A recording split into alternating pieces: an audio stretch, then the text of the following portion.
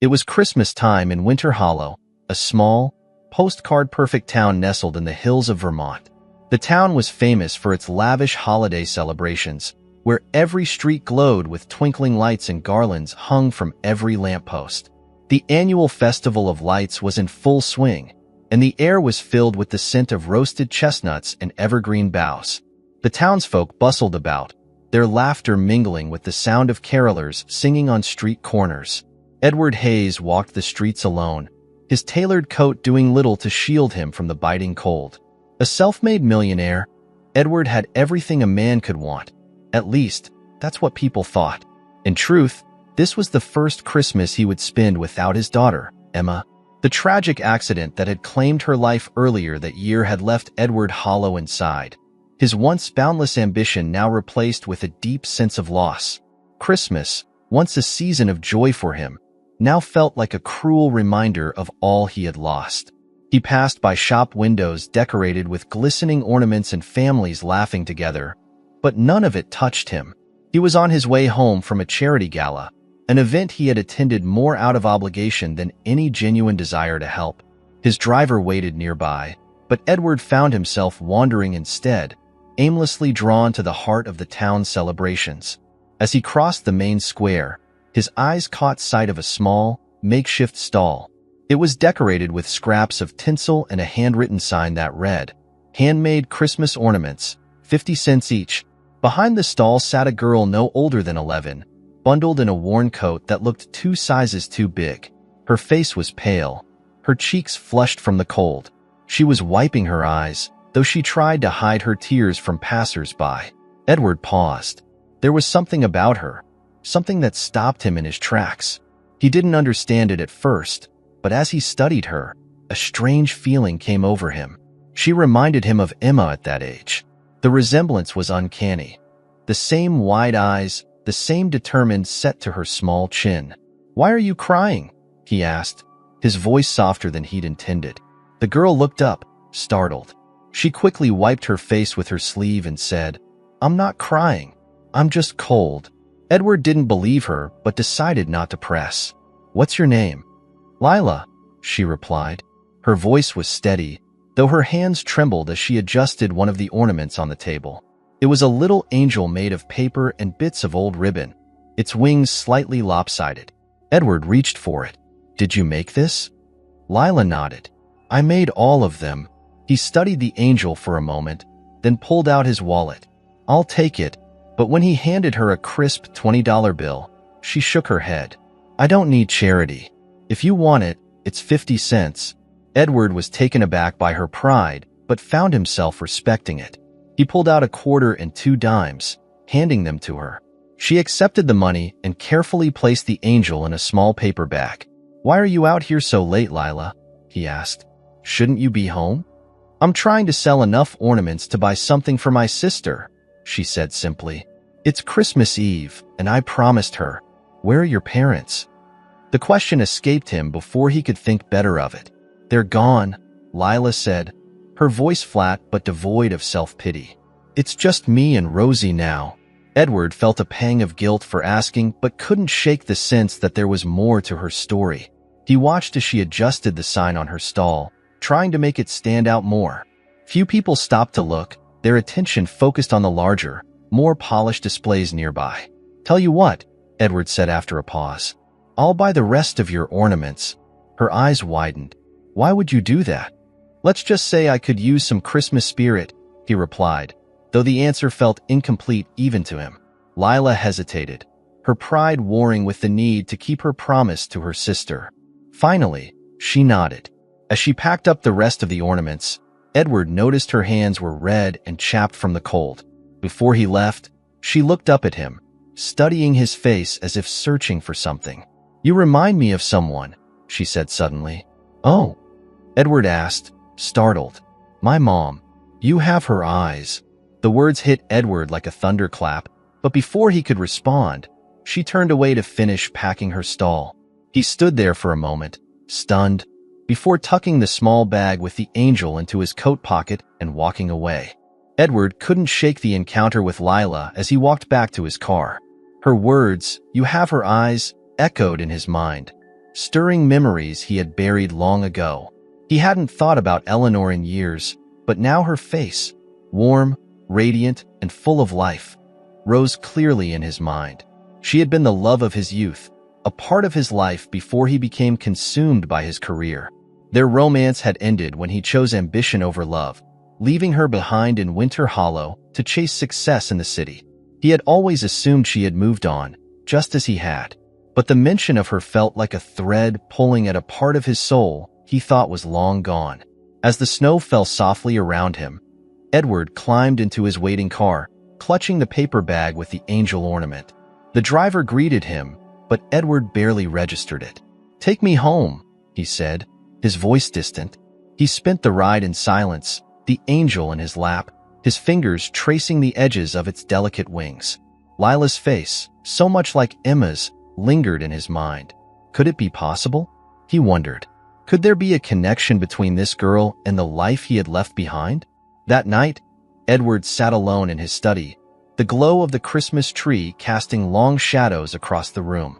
He pulled an old photo album from the shelf, one he hadn't opened in years. Inside were faded pictures of his younger self, carefree and smiling, his arm wrapped around Eleanor. She had been his entire world once, and the sight of her now filled him with a pang of regret. On one page, a small, pressed flower fell out, brittle and yellowed with age. It had been Eleanor's favorite, a keepsake from the wild meadows near the edge of town where they used to walk for hours. He closed the album and leaned back in his chair, the angel ornament still sitting on the desk in front of him. The coincidence was too much to ignore. Tomorrow, he decided, he would find Lila again. He had questions he wasn't sure he wanted answers to, but he knew he couldn't let this go. The next morning, Edward returned to the square where he had met Lila. The stall was gone, and the square was quieter now, the festive bustle of Christmas Eve replaced by the stillness of Christmas Day. He walked the streets, searching for any sign of her. After nearly an hour of wandering, he stopped at a small cafe for coffee, feeling a strange mix of disappointment and determination. "Looking for someone?" asked the barista, a friendly older woman who seemed to know everyone in town. Edward hesitated, then nodded. A girl, about 11 years old. She was selling ornaments here last night. The barista's brow furrowed. "Ah, you must mean Lila. Sweet girl. She comes in here sometimes to warm up with a cup of cocoa. Lives down on Maple Street, near the old mill." "Thank you," Edward said, leaving a generous tip before heading out. The address she gave him was in one of the poorer parts of town, an area Edward hadn't set foot in for decades. As he approached, the picturesque charm of Winter Hollow gave way to peeling paint and cracked sidewalks. He found the building easily. It was small and run down, with a sagging porch and a dim light in the window. Edward knocked, his heart pounding. For a moment, there was no response, and he began to wonder if he had made a mistake. But then the door creaked open, and there stood Lila, looking up at him with wide eyes. "You came back," she said, surprised but not unhappy. "I wanted to see you again," Edward said. "May I come in?" Lila hesitated, glancing over her shoulder. "Rosie's sleeping," she said, her voice soft. "But okay." She stepped aside, and Edward entered the small apartment. The space was cramped but tidy, with makeshift holiday decorations strung across the room. In one corner, a little girl, no more than 5 or 6, was curled up on a worn couch, wrapped in a threadbare blanket. Lila gestured for Edward to sit at the tiny kitchen table. "I wanted to ask you about your mother," Edward began carefully. "You said something yesterday about me having her eyes. What did you mean by that?" Lila tilted her head, studying him as if trying to decide whether to trust him. Finally, she stood and pulled a small tin box from a shelf. From it, she retrieved a photograph, worn and faded but still clear enough to see. She handed it to Edward, who felt his breath catch as he looked at it. It was Eleanor. She was younger than he remembered, but there was no mistaking her. She stood in front of a small house, smiling, a baby in her arms. "That's my mom," Lila said. "And that's me when I was a baby." Edward's hands trembled as he held the photo. He could barely speak. "Your mother, Eleanor. He stopped, his voice breaking. "She died when I was 5. Lila said quietly. She got sick. It's just been me and Rosie since then. Edward's chest tightened as the weight of her words sank in. Eleanor was gone. The woman he had loved, the woman who might have been the mother of his child, was gone. And yet here was Lila, a living, breathing connection to the past he thought he'd left behind. He looked at her, his eyes filling with tears. Lila, I think I might be your father. Lila stared at him, her face a mixture of shock and confusion. What? Edward reached across the table, taking her hands in his. I don't know for sure, but I knew your mother a long time ago. I loved her, and when I look at you, I see her. I see Emma, my daughter. I see family. For the first time, Lila's tough exterior cracked, and tears welled up in her eyes. She pulled her hands away, hugging herself tightly. You can't just come here and say that, she whispered. You don't know what it's been like. Edward's voice softened. You're right. I don't. But I want to. I want to know you. And Rosie, I want to make things right, if you'll let me. Lila didn't answer, but for a moment, Edward thought he saw a glimmer of hope in her tear-filled eyes. Lila didn't say anything for a long time. She sat at the small table, her arms wrapped tightly around herself, her gaze fixed on the floor. Edward wanted to say more, to fill the silence with assurances and promises, but he knew this moment wasn't about him. It was about her. He could see how much she was struggling to process what he had just told her, and he didn't want to push her away by speaking too soon. I don't know what to think, Lila finally said, her voice barely above a whisper. You say you might be my dad, but where were you all this time? Why didn't you come for us before? The question hit Edward like a blow. He leaned forward, resting his elbows on the table, and ran a hand over his face. I didn't know, Lila, he said softly. If I had known, things would have been different. Your mother and I, we loved each other a long time ago, but I left Winter Hollow. I thought she had moved on, that her life had taken a different path. I never imagined. His voice trailed off as he looked back at her. I never imagined you existed. Lila's expression softened slightly, but her guard didn't drop entirely. Mom never talked about you much, she admitted. She just said there was someone she loved, but he wasn't around anymore. She always seemed sad when she talked about it, so I stopped asking questions. Edward felt a lump form in his throat. The thought of Eleanor carrying that sadness for years, raising Lila and later Rosie on her own, was almost too much to bear. Your mother was an incredible woman, he said. And if I failed her, if I failed you, I'm sorry. Lila didn't respond immediately, but she didn't pull away when Edward reached out and placed a hand over hers. For a brief moment, a fragile connection formed between them, one that felt as though it could either break or grow stronger with time. Before either of them could say more, a soft whimper came from the couch. Rosie was stirring, her small form shifting under the blanket. Lila quickly got up and went to her, brushing a hand gently over her sister's forehead. It's okay, Rosie. Go back to sleep. The little girl blinked sleepily, her big brown eyes focusing on Edward. Who's that? She asked in a small, curious voice. Edward smiled gently. I'm a friend of your sister's, he said, not wanting to overwhelm the child with too much information. Rosie sat up slightly, still clutching the blanket. Did you bring presents? She asked, her voice tinged with the innocent hope of a child on Christmas. Edward hesitated, but Lila stepped in. Not yet, she said, glancing at Edward. But maybe he can help us get some breakfast. The suggestion felt like a lifeline, a chance to move forward, however tentatively. Edward nodded. I'd be happy to. Let me take you both somewhere warm where we can eat. My treat. Lila looked uncertain, but Rosie's face lit up at the mention of food. Can we get pancakes? She asked excitedly. Lila sighed, then gave a small nod. Okay, but just breakfast. Edward smiled, sensing a small victory. He helped Lila bundle Rosie up in her coat and hat before they headed out together. The walk to the diner was short, but the icy air made Rosie shiver, and Edward instinctively wrapped his scarf around her shoulders. She looked up at him with wide eyes but didn't protest. The diner was bustling with activity, filled with families and the smell of fresh coffee and syrup.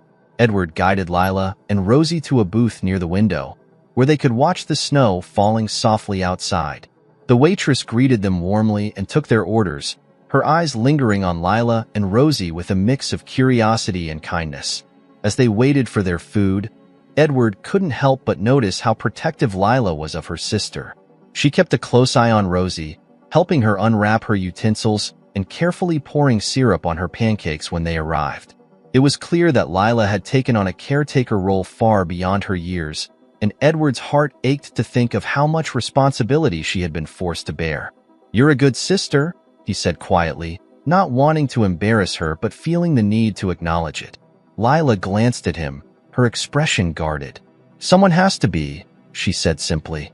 Edward nodded, deciding not to press the point. Instead, he turned his attention to Rosie, who was happily eating her pancakes. "These must be the best pancakes in town," he said with a smile. Rosie giggled. "They're so good. We don't usually get to eat out like this." Edward's smile faltered slightly, but he quickly recovered. "Well, maybe we can make it a tradition," he said. "Christmas pancakes every year." Lila looked at him sharply, her eyes narrowing. "You can't just show up and start talking about traditions," she said, her voice low but firm. "You don't even know us." Edward held up his hands in a gesture of surrender. "You're right," he said.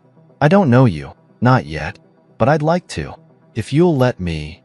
Lila didn't respond immediately, but the tension in her shoulders seemed to ease slightly. She looked down at her plate, her fork pushing a piece of pancake back and forth. "I don't know if we can trust you," she said finally. "What if you leave, like everyone else?" Edward's chest tightened at her words. "I'm not going anywhere," he said, his voice steady. "I promise you that." Lila looked at him, her eyes searching his face for any sign of dishonesty.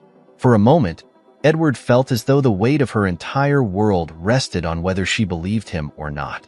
Finally, she gave a small nod, and though it was barely perceptible, it was enough. It was a start. They finished their breakfast in relative silence, but the atmosphere was less tense now. Rosie chatted happily, filling the quiet with stories about her favorite Christmas movies and her dreams of what Santa might bring her. Edward listened intently, soaking in every detail, while Lila watched him carefully, as if waiting to see if his interest was genuine.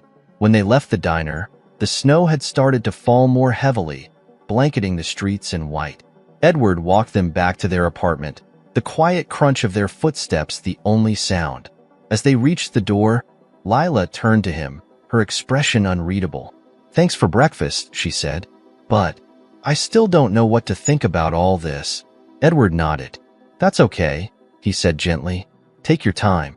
I'm not going anywhere." For the first time, Lila's lips curved into the faintest hint of a smile. It wasn't much, but to Edward, it felt like the beginning of something extraordinary. Edward spent the rest of Christmas Day lost in thought. Back in the quiet of his rented house, he replayed every word and every glance exchanged with Lila. The weight of her guarded expression, the cautious hope in her eyes, and the pure innocence of Rosie's laughter stayed with him, a mix of guilt and longing gnawing at his chest. He had made his intentions clear to Lila, but he knew it would take more than promises to earn her trust. He had to show her, through actions, not words, that he wasn't going to disappear like so many others in her life. The next morning, Edward awoke with a renewed sense of purpose. For years, he had thrown money at causes during the holidays, funding charities and attending galas that gave him the illusion of goodwill. This time, however, the stakes were personal. Lila and Rosie needed more than fleeting generosity. They needed someone who would be there for them, not just for Christmas, but every day after. Edward began by making a few discreet calls. He contacted a trusted private investigator to learn more about Lila's and Rosie's circumstances. He wanted to know everything, how they'd been living, whether there were any relatives who might challenge his role in their lives, and, most importantly, what kind of future they faced without his intervention. He also reached out to a lawyer to explore the possibility of gaining custody, though he knew it was far too soon to discuss that with Lila. As he waited for answers, Edward decided to start smaller. He returned to the town square, where the remnants of the Christmas festivities were being cleaned up. The twinkling lights remained, but the bustling crowds had thinned. Edward visited local shops and quietly gathered supplies, warm coats, sturdy boots, and groceries. He didn't want to overwhelm Lila, but he couldn't bear the thought of her and Rosie going without essentials during the harsh winter. Later that afternoon, Edward returned to their apartment, balancing the bags in his arms as he knocked on the door. This time, it was Rosie who answered, her face lighting up when she saw him. "You came back," she exclaimed, stepping aside to let him in. Lila appeared from the small kitchen, her expression wary as she wiped her hands on a dish towel. "What are you doing here?" she asked, her voice more curious than accusatory. Edward set the bags down near the door and gestured toward them. "I thought you might need a few things. Coats, boots, some food." Lila frowned, her eyes flicking toward the bags. "We're not a charity case." "I know," Edward said gently. "This isn't charity. It's family helping family." The words hung in the air, and for a moment, Edward worried he had pushed too far. But then Rosie, oblivious to the tension, began digging through the bags, pulling out a bright pink coat that made her squeal with delight. "Look, Lila, it's so warm." Lila's shoulders relaxed slightly, though she didn't smile. "You didn't have to do this," she said, her voice softer now. "I wanted to," Edward replied. "And if there's ever anything else you need, all you have to do is tell me." Rosie tugged at Lila's sleeve. "Can we try them on?" "Please," Lila sighed, but there was a hint of affection in her exasperation. "Fine, but only because you need a new coat." As the girls tried on their new winter clothes, Edward took a moment to survey the small apartment. The cracks in the walls and the threadbare furniture spoke volumes about their struggles. He felt an ache in his chest, not just for their current situation, but for the years he hadn't been there to help. He had no right to expect forgiveness, but he was determined to earn it anyway. Later, as they sat together around the small kitchen table, Edward tried to learn more about their lives. Rosie, ever the chatterbox, happily filled the silence with stories about school and her favorite books. Lila, however, remained quieter, her eyes flicking to Edward now and then as if trying to read his intentions. "What do you do?" she asked suddenly, cutting through Rosie's excited rambling. Edward set down his coffee cup and smiled faintly. "I run a company. We build things. Homes, offices, places where people can live and work." Lila nodded slowly. "Is that why you left? To build things?" Edward's smile faded. He considered his words carefully before answering. "I left because I thought that's what I was supposed to do. I wanted to be successful, to make something of myself. But looking back, I realize I left behind the things that really mattered." Lila didn't respond, but the way her gaze softened told Edward she was listening, even if she wasn't ready to say so. As the afternoon wore on, Edward noticed Lila starting to lower her guard, if only slightly. When Rosie suggested they all play a board game she had tucked away in the corner, Lila didn't protest. Edward joined in, surprising even himself with how easily laughter came to him as Rosie gleefully explained the rules. For the first time in years, Edward felt a flicker of something he had thought he'd lost forever. Hope. It was fragile, like a candle flame flickering in the wind, but it was there, warming him in a way that wealth and success never had. When it was time for him to leave, Edward stood at the door, unsure of how to say goodbye. "I'll see you again soon," he said, looking at Lila. "If that's okay." Lila hesitated, then nodded. "Okay." As Edward stepped out into the cold evening air, he felt an unfamiliar lightness in his chest. He knew there was still a long road ahead, but for the first time, he believed it was a road worth traveling. For Lila, for Rosie, for the chance to finally become the man he should have been all along. The days that followed were filled with small but meaningful steps toward building something Edward hoped could one day resemble a family. He made a habit of visiting Lila and Rosie every couple of days, never arriving empty-handed but always careful not to overwhelm them. Sometimes he brought groceries or small treats for Rosie, like the coloring books she adored. Other times, it was nothing more than himself, eager to listen and learn about the two young girls who had unexpectedly become the center of his world. At first, Lila's skepticism lingered, her guarded demeanor firmly in place. She remained polite but distant, as if waiting for the moment Edward's promises would prove empty. Rosie, on the other hand, grew increasingly attached, her natural warmth and curiosity bridging the gap that her sister's caution kept in place. Edward found himself cherishing the little girl's laughter and endless chatter, which filled the quiet apartment with a kind of joy he hadn't realized he was missing. One evening, as snow fell thickly outside their apartment window, Edward brought over a small box filled with ornaments and a modest artificial tree. He didn't want to assume too much, but he had noticed the absence of holiday decorations in their home and thought it might brighten their space. "Christmas is over," Lila said when she saw the box, her tone skeptical but not unkind. "I know," Edward said, smiling, "but I thought we could have one last celebration. Just us." Rosie clapped her hands excitedly. "Can we decorate it, Lila? Please." Lila hesitated, glancing between Edward and her sister. Finally, with a small sigh, she nodded. "Okay." Together, they set up the tree in the corner of the living room. Rosie eagerly unwrapped each ornament, her face lighting up at the colorful baubles and delicate strands of tinsel. Edward showed her how to hang them, lifting her so she could reach the higher branches. Lila worked more quietly, adding ornaments here and there while stealing glances at Edward. She seemed to be studying him, still searching for cracks in his sincerity. When the tree was fully decorated, Edward plugged in the lights, and the room was suddenly filled with a warm, golden glow. Rosie gasped, clapping her hands in delight. "It's so pretty." "It is," Edward agreed, his voice soft. He looked at Lila, who was staring at the tree with an expression that was hard to read. "What do you think?" Lila shrugged, but there was a faint smile tugging at the corners of her mouth.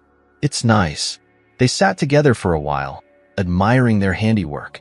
Edward told them stories about the Christmases he used to spend with his daughter, Emma, when she was Rosie's age. He spoke carefully, aware that his memories might stir complicated emotions in Lila. But instead of growing distant, she listened intently, her eyes fixed on him as if trying to understand the man behind the stories. "Did Emma like Christmas?" she asked suddenly. Edward nodded. She loved it, especially decorating the tree. She used to insist on putting the star on top, even when she was too little to reach. "I'd have to lift her up every year." Rosie giggled. "I'd like to do that too." Lila glanced at her sister, her expression softening. "Maybe next year." Edward's heart swelled at her words. It was the first time Lila had mentioned the possibility of a future that included him. It was a small step, but it felt monumental. As the night wore on, Rosie grew sleepy, her small form curling up on the couch beneath a blanket. Edward stayed a little longer, talking quietly with Lila while Rosie dozed. He asked her about school, about her dreams, about the things she and Rosie liked to do together. At first, her answers were short and cautious, but gradually she began to open up, sharing small glimpses of their life before their mother passed away. "She used to sing to us," Lila said, her voice soft, "every night before bed. Rosie doesn't remember, but I do. It was always the same song." Edward hesitated, unsure if he should ask the question that was on his mind. "Do you miss her?" Lila's gaze dropped to her lap. "Every day." Edward nodded, his chest tightening. "I miss her too," he said quietly. "I didn't get to know her the way I should have, but she gave the world two amazing girls. And for that, I'll always be grateful." Lila didn't respond, but her eyes glistened, and Edward could tell his words had reached her. Before he left that night, Edward pulled a small envelope from his coat pocket and handed it to Lila. "This is for you," he said. "It's not much, but I thought you might like it." Lila opened the envelope carefully, revealing 2 tickets to a children's matinee at the local theater. "Rosie's been asking about the Christmas play," Edward explained. "I thought it might be something fun for you to do together."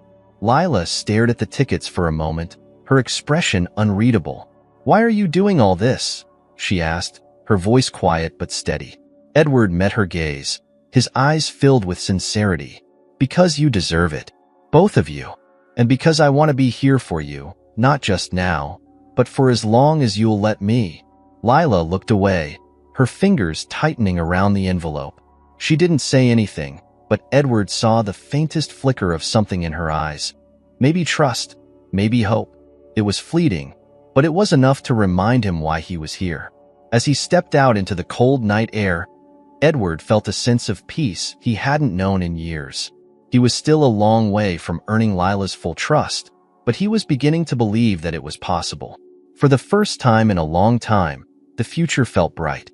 Over the following weeks, Edward began to carve out a steady place in Lila and Rosie's lives. The visits became a routine, as natural as the snow falling over Winter Hollow, and with each one, the bond between them grew a little stronger. Rosie's enthusiasm was immediate and unrestrained. She treated Edward as though he'd always been part of their world, chatting endlessly and tugging on his hand to show him her latest drawings or favorite toys. Lila, however, remained more reserved. She engaged with him cautiously, as if testing whether his presence would truly last, or if he would vanish like so many other fleeting promises in her life. Edward respected her pace. He didn't press or push, but instead let his actions speak louder than words. On the days he visited, he brought small comforts, ingredients for dinner, a warm blanket he thought would brighten their couch, or a board game they could all play together. He spent hours fixing things around the apartment, the squeaky cabinet door, the dripping faucet in the bathroom, and the broken heater that had barely kept the girls warm through the coldest nights. He approached each task with quiet determination, knowing that every small effort mattered.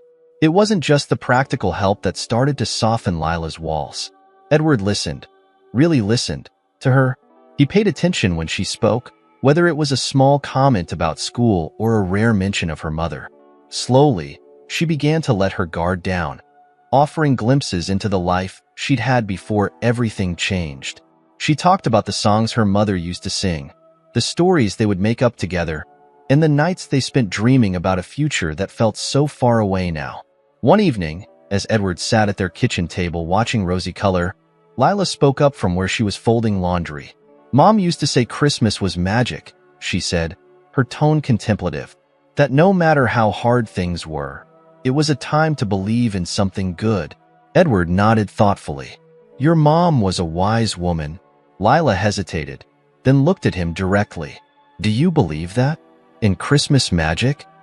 Edward smiled faintly, the weight of his own losses reflected in his eyes. "I didn't. Not for a long time. But meeting you and Rosie, it's starting to feel like maybe your mom was right." The words hung between them, and for the first time, Lila didn't look away. Instead, she gave a small, almost imperceptible nod, as if accepting his answer. The breakthrough came a week later. Edward had been in contact with the private investigator he'd hired, who had finally pieced together Eleanor's story. Edward learned how she had worked tirelessly to provide for Lila after his departure, juggling multiple jobs while shielding her daughter from the struggles they faced. He also discovered that, shortly before her illness took hold, Eleanor had written a series of letters addressed to him. Letters she had never sent. The investigator had found them tucked away in a box at the shelter where Eleanor had once sought help, unopened and unsent, her fears of disrupting Edward's life outweighing her own need to reconnect. Edward was overcome with emotion as he read the letters. They were filled with warmth, regret, and hope. Eleanor hadn't wanted to burden him, but had always hoped that one day he might find his way back to Winter Hollow, to the family he hadn't known he had. Among the letters was a photo of Eleanor and a young Lila, no more than 3 years old, standing in front of a Christmas tree. Lila was grinning, her small hands clutching a paper angel ornament that looked remarkably familiar. The discovery deepened Edward's resolve. He shared the letters with Lila, unsure how she would react. To his surprise, she didn't push them away. Instead, she sat quietly at the kitchen table, reading through each one with a mix of longing and grief. Rosie was too young to understand the significance, but Lila seemed to grasp the depth of what her mother had left behind. "She wanted you to know," Lila said after a long silence, her voice trembling slightly. "Even if she couldn't tell you herself." Edward reached across the table and placed a hand over hers. "And now that I do, I promise I'm not going anywhere. I'm here for you and Rosie, for as long as you'll let me be." Lila didn't pull her hand away this time. Instead, she nodded, her eyes glistening with unshed tears. "Okay," she whispered. In the days that followed, Edward began to take more concrete steps toward building a future for Lila and Rosie. He reached out to a lawyer to begin the process of formalizing his role in their lives, ensuring that they would have stability and security no matter what. He also made arrangements to move them out of their cramped apartment into a house in Winter Hollow, one that was warm and filled with light, a place where they could start fresh together. The move itself was a day filled with excitement and nerves. Rosie was thrilled, racing from room to room and marveling at the space they now had. Lila was more subdued, her emotions carefully guarded as always, but Edward noticed the way her eyes lit up when she saw the small room he had prepared for her. It was simple but filled with thoughtful touches: a cozy bed, a bookshelf for the few books she had mentioned loving, and in the corner, a desk where she could do her homework. "You didn't have to do all this," Lila said softly as she stood in the doorway of her new room. "I wanted to," Edward replied.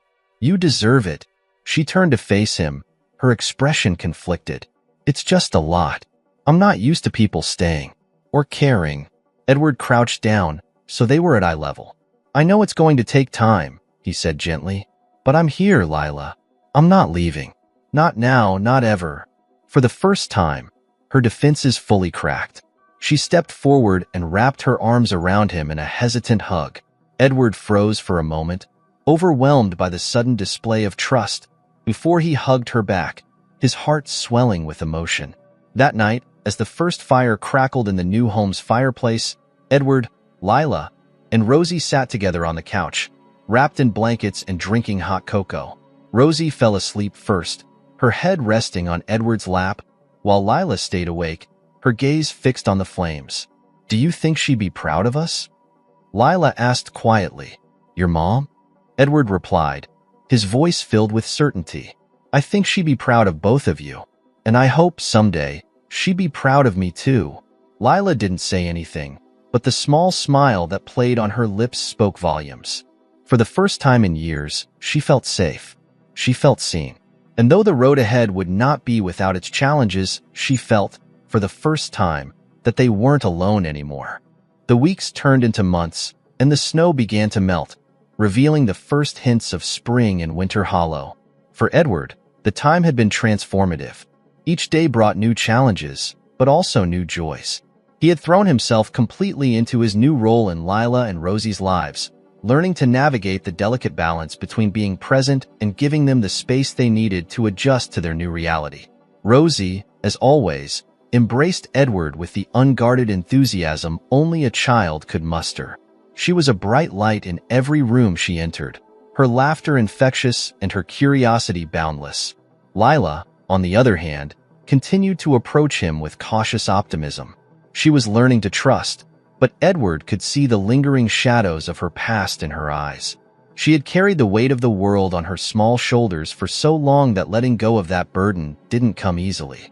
One afternoon, as Edward sat at the kitchen table reviewing paperwork for his company, Lila joined him, her schoolbooks tucked under one arm. She hesitated for a moment before sitting across from him, carefully spreading out her homework. "Need any help?" Edward asked, glancing up from his papers. She shook her head. "I'm fine."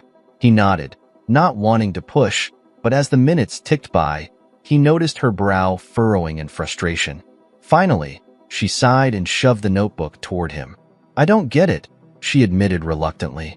Edward smiled, setting aside his work. "Let's take a look." The two spent the next hour going over her math problems, Edward patiently walking her through each step. It was a simple thing, but to him, it felt monumental. Sitting there with her, offering guidance and encouragement, he felt more like a father than he ever had before. By the time they finished, Lila was smiling. A real smile, not the hesitant, fleeting expressions he had seen before. "Thanks," she said, her voice soft but genuine. "You're a smart kid," Edward replied. "You just needed a little boost." Her smile lingered, and for the first time, she didn't immediately retreat to her room after they finished. Instead, she stayed at the table, quietly sketching in a notebook while Edward returned to his work. It was a small moment, but it felt significant, a sign that she was beginning to let him in. As the days grew longer and the warmth of spring began to seep into the air, Edward decided it was time to give the girls something they'd never had before: a real vacation. He spent hours planning every detail, wanting it to be perfect. When he finally revealed the surprise, a trip to a nearby lake cabin, Rosie's excitement was immediate and infectious. Lila, as expected, was more reserved, but Edward could see the flicker of anticipation in her eyes. The drive to the cabin was filled with Rosie's endless chatter and occasional bursts of music from the car radio.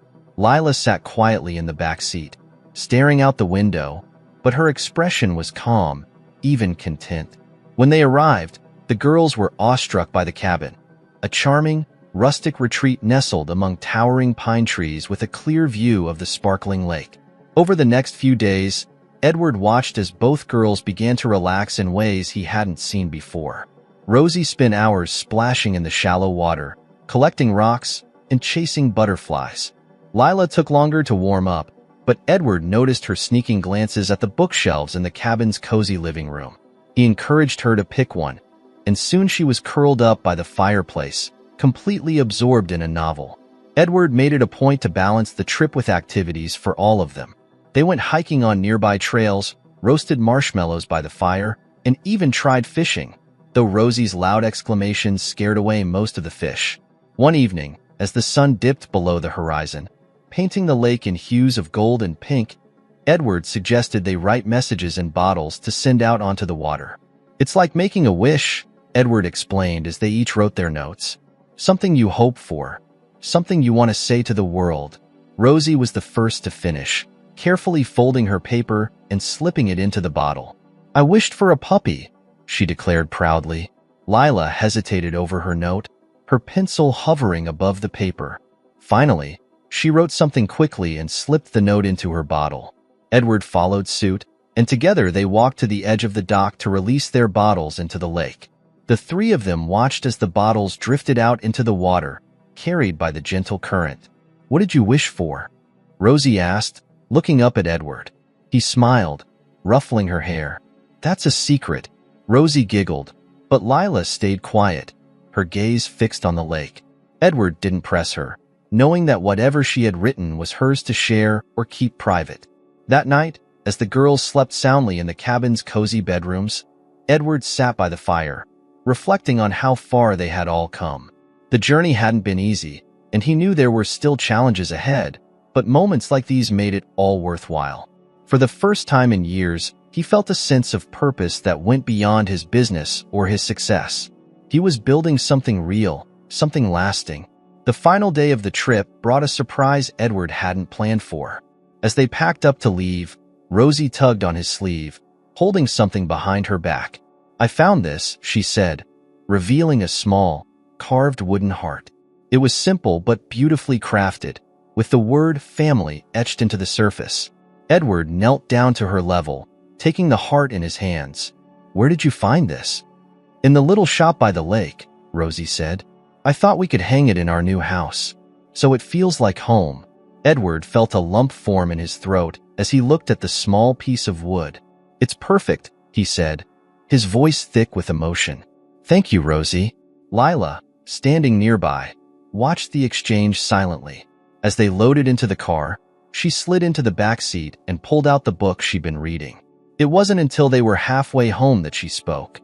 "It was a good trip," she said quietly, almost as if she were speaking to herself.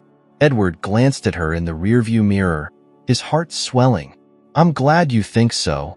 Lila didn't say anything else, but the faint smile on her face told Edward everything he needed to know. They were making progress, step by step, moment by moment, and for the first time, the road ahead felt full of promise. Back in Winter Hollow, life settled into a new rhythm. The trip to the lake cabin had left a mark on all of them, creating memories that felt like the beginnings of something steady and unbreakable. Edward sensed that the bond he was forming with Lila and Rosie had grown deeper, though it still required patience and care. Rosie's exuberance made her an open book, always eager to share her thoughts and feelings, but Lila's trust, while growing, remained a precious and fragile thing. One evening, Edward invited the girls to join him for dinner at a small Italian restaurant in town. The cozy space was a favorite among locals, with its checkered tablecloths, flickering candles, and the scent of garlic and fresh bread wafting through the air. Rosie, delighted by the outing, immediately began chatting with the waiter about her favorite foods, while Lila quietly perused the menu. As they waited for their meals, Edward turned to Lila. "How's school going?" he asked, keeping his tone casual. "It's fine," she replied, shrugging. "I'm doing okay in most things. History's hard, though." Edward smiled. "History was never my strong suit either. But if you ever need help, you know where to find me." Lila glanced up, her expression thoughtful. "You'd really help me? Even if it's boring?" "Of course," Edward said. "Boring or not, if it matters to you, it matters to me." She didn't respond immediately, but Edward saw the hint of a smile on her face as she returned to her menu. Moments like these, small as they were, gave him hope. Each one felt like another brick in the foundation they were building together. After dinner, they strolled through the town square, which was beginning to transition from its winter decor to early signs of spring. The twinkling lights remained, casting a soft glow over the cobblestone streets. Rosie skipped ahead, pointing out shop windows and giggling at her own reflections, while Edward and Lila walked side by side. "You know," Edward began after a stretch of silence, "I've been thinking about signing Rosie up for some art classes. She's got a real talent for drawing." Lila nodded. "She's always loved that stuff. Mom used to find little things for her to draw with, even when we didn't have much." Edward's chest tightened at the mention of Eleanor. "Your mom sounds like she was an amazing woman." "She was," Lila said softly. "She always found a way to make things better, even when they weren't." Edward hesitated, then asked gently, "What about you? Is there anything you'd like to do? Something you've always wanted to try?" Lila shrugged, but there was a flicker of curiosity in her eyes. "I don't know. I guess I've never thought about it." "Well," Edward said, "if you think of something, let me know. I'd like to make it happen." Lila looked at him then, her expression searching. "Why do you care so much? About us, I mean." Edward stopped walking, his gaze steady. "Because you're my family, Lila. Whether it's official or not, that's how I feel. I want to see you and Rosie happy. I want to give you the kind of life your mom would have wanted for you." Lila studied him for a long moment before nodding. "Okay," she said quietly. "I'll think about it." That night, as Edward dropped them off at home, Rosie hugged him tightly before running inside, her excitement about the evening bubbling over. Lila lingered by the car, her hands in her pockets. "Thanks for dinner," she said, her tone sincere. "You're welcome," Edward replied. "I'll see you soon. Okay?" "Okay," she said, offering him a small but genuine smile before heading inside. The next morning, Edward received a call from the private investigator he'd hired months ago. The man had been thorough, digging deeper into Eleanor's life and the circumstances surrounding her untimely death. What he shared made Edward's heart ache even more. Eleanor had spent her final months fighting not just her illness but the system that seemed intent on keeping her from getting the help she needed. Despite her struggles, she had never let Lila or Rosie see her despair. She had fought to the very end to protect her girls. Among the investigators' findings was a piece of information that took Edward completely by surprise. Eleanor had left a letter, addressed to him, stored with a friend who had promised to deliver it if the opportunity ever arose. The friend, an older woman named Mrs. Callahan, still lived in Winter Hollow. Edward wasted no time arranging to meet her. Mrs. Callahan greeted Edward warmly at her modest home, a hint of sadness in her kind eyes as she handed him the letter. "Eleanor always hoped you'd find your way back here," she said. She believed in second chances. Edward's hands trembled slightly as he opened the envelope. The letter was written in Eleanor's neat, flowing handwriting, the words a mixture of love and regret. "Edward, if you're reading this, it means you've found your way back to Winter Hollow. It means you've found Lila and Rosie. I always hoped you would, though I wasn't brave enough to reach out myself. I didn't want to disrupt your life, but I never stopped believing you were meant to be a part of theirs. Lila has your strength, your determination. Rosie has your kindness, even if she doesn't know it yet. They are the best parts of you and me, and I hope that one day you'll see that for yourself. If nothing else, know that I never stopped loving you, and I never stopped believing that, in some way, you'd come back to us. With all my heart, Eleanor." Tears blurred Edward's vision as he read the letter, her words wrapping around his heart like a lifeline. He felt the weight of everything he hadn't known, everything he had missed, but also a profound sense of gratitude. Eleanor had believed in him, even when he hadn't deserved it, and now he had the chance to honor her faith by being the man she had hoped he would become. That evening, Edward returned to Lila and Rosie's home, the letter carefully tucked into his pocket. He didn't share it with them yet, feeling that the time wasn't right, but its presence gave him a renewed sense of purpose. He spent the evening playing games with Rosie and helping Lila with her homework, small, ordinary moments that felt extraordinary in their simplicity. As he left that night, Lila called out to him just before he reached the door. "Edward." He turned, surprised to hear her use his name so directly. "Yes? Do you think we're going to be okay?" The vulnerability in her voice hit him hard, but he smiled, his answer steady and sure. "I know we will." For the first time, Lila didn't just nod or smile faintly. She stepped forward and hugged him, her arms tightening around him in a way that spoke of trust, hope, and something close to love. In that moment, Edward knew he was home. In the days following Lila's embrace, Edward found himself reflecting more deeply on how far they had come as a family. It wasn't just the small gestures or the moments of shared laughter. It was the growing sense of belonging that tethered them together. Every visit, every conversation, every small victory felt like another thread weaving a tapestry of connection. He knew it wasn't perfect. There were still shadows of doubt in Lila's eyes sometimes, and Rosie occasionally asked questions about their past that neither Edward nor Lila had easy answers for. But it was progress, and that was enough. One afternoon, Edward decided it was time to take another step forward. He had been quietly working with his lawyer to formalize his intentions to legally become Lila and Rosie's guardian. Though the process would take time, he wanted to be upfront with Lila about his plans. He understood the delicate balance required. This wasn't something he could rush or assume she would accept without hesitation. But he also knew that honesty was critical to building their trust. He invited them to his house for dinner, taking special care to prepare their favorite dishes: spaghetti with marinara for Rosie and chicken parmesan for Lila. When they arrived, Rosie immediately darted off to explore the house, her boundless energy filling the space with life. Lila, as always, was more measured, hanging back slightly as Edward greeted her at the door. "Something smells good," she said, her tone casual but curious. "I thought it was time for a proper family dinner," Edward said with a warm smile. "Hope you're hungry."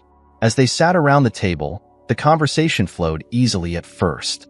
Rosie regaled them with stories about her art projects at school, her hands gesturing wildly as she described her latest masterpiece. Lila listened with a small, fond smile, occasionally chiming in with a teasing comment that made Rosie giggle. Edward watched them both, his heart swelling with pride and affection. After dinner, as Rosie wandered off to explore again, Edward turned to Lila. "I wanted to talk to you about something," he said, his tone calm but serious. Lila looked up from her plate, her expression wary but attentive. "What is it?" Edward took a breath, carefully choosing his words. "I've been thinking a lot about the future, about what it means to be part of your lives, and to make sure you and Rosie have the stability you deserve." She didn't say anything, but her posture stiffened slightly, her eyes narrowing as if bracing for bad news. "I've started the process to become your legal guardian," Edward continued gently. "It's not something I'm doing lightly, and I want you to know that it's not about taking anything away from you or your mom. It's about making sure that you and Rosie are safe and supported, no matter what." Lila's fork hovered over her plate, her brow furrowing. "What does that mean? Like adoption?" "Eventually, yes," Edward said. "But right now, it's just the first steps. And I want you to know that nothing will happen without your input. This isn't just my decision. It's yours too." Lila stared at him for a long moment, her face unreadable. Finally, she set down her fork and leaned back in her chair. "Why now?" she asked, her voice steady but laced with uncertainty. "Why do you care so much after all this time?" Edward met her gaze, his own steady and filled with sincerity. "Because I made a mistake leaving Winter Hollow all those years ago. I didn't know about you or Rosie, but I should have been there for your mom. I can't change the past, Lila, but but I can do everything in my power to make the future better. For all of us." She didn't respond immediately, and Edward could see the wheels turning in her mind. She was weighing his words, testing their truth against the reality she had lived for so long. Finally, she spoke, her voice quieter now. "Rosie doesn't understand all this yet. She just sees you as the nice guy who buys her pancakes and plays games with her. But for me, it's harder." "I understand," Edward said gently, "and I'm not asking you to decide anything right now. Take all the time you need. Just know that I'm here, and I'm not going anywhere." Lila nodded slowly, her expression softening. "Okay." The moment felt like a turning point, fragile yet filled with possibility. Edward knew there were still barriers to overcome, but her willingness to listen, to consider his words, was more than he could have hoped for. As the evening wound down, Edward brought out a small box from the living room and handed it to Lila. "I found something I thought you might like," he said. She opened the box carefully, revealing a framed photo of Eleanor holding a young Lila. The photo was one Edward had found among Eleanor's belongings, restored and placed in a delicate silver frame. Lila's eyes widened, and she reached out to touch the photo, her fingers grazing the glass. "I remember this," she whispered. "It was Christmas. Mom made cookies, and we stayed up late watching movies." Edward smiled, his voice soft. "Your mom was amazing. She gave you and Rosie so much love. I hope I can honor that." Lila nodded, her eyes misty but bright. "Thank you," she said, her voice thick with emotion. As they prepared to leave that night, Edward hugged Rosie tightly, her giggles filling the air as she wrapped her arms around his neck. Lila lingered by the door, holding the photo close to her chest. "You really mean it, don't you?" she asked, her voice tentative but steady. "I do," Edward said. "With all my heart." She looked at him for a moment longer, then gave him a small, genuine smile. "Good." As Edward watched them walk down the path to their apartment, the weight of the moment settled over him. He knew the road ahead would still have its challenges, but for the first time, he felt a true sense of hope. They were becoming a family, slowly, imperfectly, but undeniably, and that was more than he had ever dreamed possible. Spring gave way to summer in Winter Hollow, and with it came a new sense of normalcy for Edward, Lila, and Rosie. The transition wasn't without its bumps. Lila had moments where her walls would go back up, and Rosie occasionally voiced confusion about why things had changed so much. But Edward remained steadfast, meeting each challenge with patience and love. He knew they were still navigating the uncharted waters of becoming a family, and he was determined to prove that he was in it for the long haul. One warm evening, Edward decided to host a barbecue at his house. It was a small gathering, just a few close neighbors and friends Edward had made in the community since returning to Winter Hollow. He wanted to give Lila and Rosie a chance to feel connected to the town, to see that they were surrounded by people who cared about them. The girls had been hesitant at first, but Rosie's excitement won out, and Lila, ever the protector, agreed to come along to keep an eye on her sister. The backyard was alive with the sounds of laughter and the sizzle of food on the grill. Rosie was running through the grass with a group of neighborhood kids, her giggles ringing out as they played tag. Lila stood on the porch, watching with a careful eye, but there was a lightness to her posture that Edward hadn't seen before. She seemed more at ease, more willing to let her guard down. Edward walked over, holding 2 glasses of lemonade. He handed one to Lila and leaned against the porch railing. "Rosie looks like she's having the time of her life," he said. Lila nodded, a small smile playing on her lips. "She's never had anything like this before." "Well, she deserves it," Edward said. "So do you." She glanced at him, her smile fading slightly. "It's weird," she admitted. "Being here, doing all this. It doesn't feel real sometimes." Edward met her gaze, his voice steady. "It's real, Lila, and it's not going anywhere." She looked away, her expression thoughtful. "I guess I'm still getting used to it." "That's okay," Edward said. "Take all the time you need." Later that evening, as the sun began to set and the fireflies emerged, Edward gathered everyone around for dessert. He had set up a small fire pit in the yard, and the group toasted marshmallows while Rosie happily smeared chocolate on her face as she made s'mores. Lila sat quietly by the fire, watching the flames dance, but Edward could see a hint of contentment in her eyes. As the gathering wound down and the guests began to leave, Edward noticed Lila lingering by the fire pit. He walked over and sat beside her, the crackling of the flames filling the silence between them. "Thanks for doing this," she said after a while. "For Rosie." "For both of you," Edward replied. She hesitated, then said, "I think she's starting to think of you as, like a dad." Edward's chest tightened at her words, but he kept his tone calm. "And what about you?" Lila didn't answer right away. She stared into the fire, her expression pensive. "It's hard," she admitted. "I don't know how to let myself trust it." "Trust you?" Edward nodded, his voice gentle. "I understand, and I'm not going to rush you. I'll be here, no matter how long it takes." She looked at him then, her eyes searching his face. "Why? Why do you care so much?" "Because I see how strong you are," Edward said. "How much you've done to take care of Rosie, how much you've sacrificed. And because I care about you, Lila, both of you. I want to be the person you can count on." Her eyes glistened, and she quickly wiped at them with the back of her hand.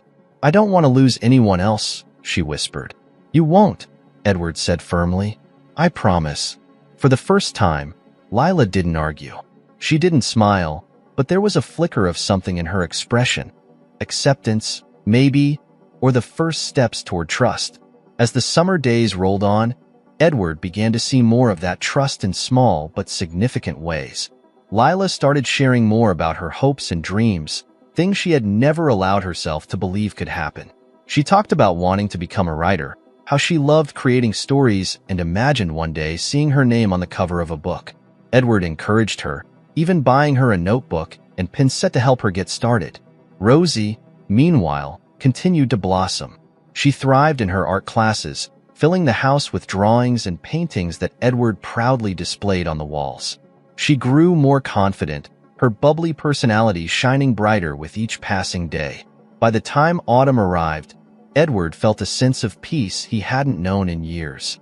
The process to become the girl's legal guardian had moved forward smoothly, and while the paperwork wasn't yet final, the three of them were already living like a family. They celebrated Rosie's 7th birthday with a party at the local park, complete with balloons, cake, and all her favorite friends. Lila had even helped plan the day, her quiet involvement a testament to how far she had come. One evening, as they sat together on the couch watching a movie, Rosie climbed onto Edward's lap, her small arms wrapping around his neck. "I love you, Edward," she said sleepily, her head resting on his shoulder. Edward's throat tightened, and he kissed the top of her head. "I love you too, Rosie." He glanced over at Lila, who was curled up in the corner of the couch with her notebook. She caught his eye and gave him a small smile, the kind that carried more weight than words ever could. In that moment, Edward realized that everything he had been working toward, every effort, every challenge, every step, had been worth it. They weren't perfect, and they still had a long way to go, but they were a family. And for the first time in a long time, Edward felt like he had found his true purpose. As the credits rolled and the house fell quiet, Edward sat in the glow of the TV, holding Rosie close and glancing at Lila, who had fallen asleep with her notebook still in her lap. The world outside might have been unpredictable and chaotic, but here, in this small, quiet corner of Winter Hollow, there was love, there was hope, and there was the unshakable promise of a brighter future.